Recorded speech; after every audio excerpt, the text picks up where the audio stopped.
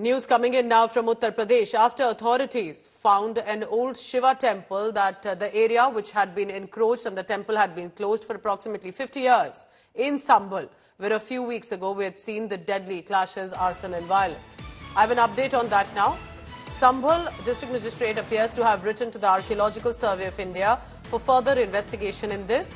They are urging the ASI to carbon date the temple and specifically the deities that have also been found. Remember that while there was an encroachment drive that was on over an electricity theft issue, encroached from all sides, closed, wrapped, hidden, was this ancient temple that it appeared not many knew about it. And the Hanuman idol and the Shivling were found in that temple all intact. For 46 years, approximately, the temple premises had been encroached and hidden away in some violence. Joining me now on that is Arvind Oja for the latest on that. Arvind, अब आप हमें बताइए किस तरह से इस issue को आगे ले जाया जाएगा और आपने क्या देखा उस एरिया में? क्या वो कहीं बिल्कुल ही छुपा हुआ, दबा हुआ मंदिर था? कैसे अथॉरिटीज को इतने साल पता नहीं कि 50 साल से एक मंदिर है जो छोटा सा एक एनक्रोच्ड है एरिया सारा आसपास? देखिए, जो वो इलाका है उस इलाके में कई हिंदू फैमिली रहती थी। 1978 में संभल में एक बहुत बड़ा दंगा हुआ था।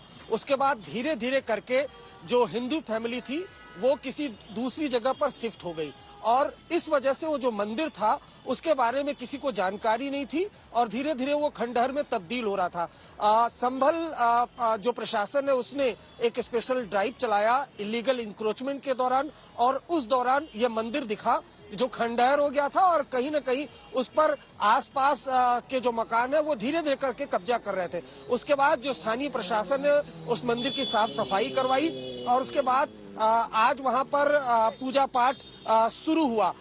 उसके अलावा जो डीएम है संभल के, उन्होंने एएसआई को बकायदा एक लेटर लिखा है और एएसआई से सर्वे कराने की मांग की है जिससे ये पता चल सके कि जो शिवलिंग है वो कितना पुराना है। साथ ही साथ मंदिर के ठीक बाहर एक काफी गहरा कुआं है जिसको ढक दिया गया था, उसकी खुदाई की गई, तब उसमें से कुआं वो निकला और उसकी लगातार अभी भी खुदाई हो रही है।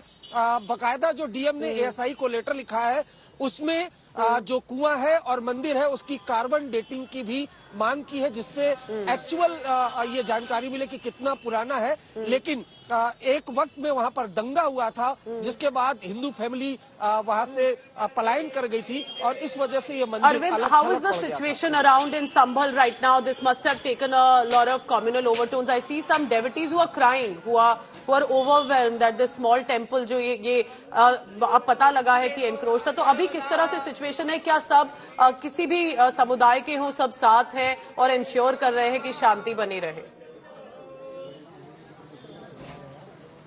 पूजा, मेरे पीछे आप देख पा रहे होंगे जो साफ साफ लिखा हुआ आई लव संभल और फिलहाल इसी तरीके का हालात है यहाँ पर। पूरी तरह से जो कानून व्यवस्था है वो नियंत्रण में है, पीसफुली है।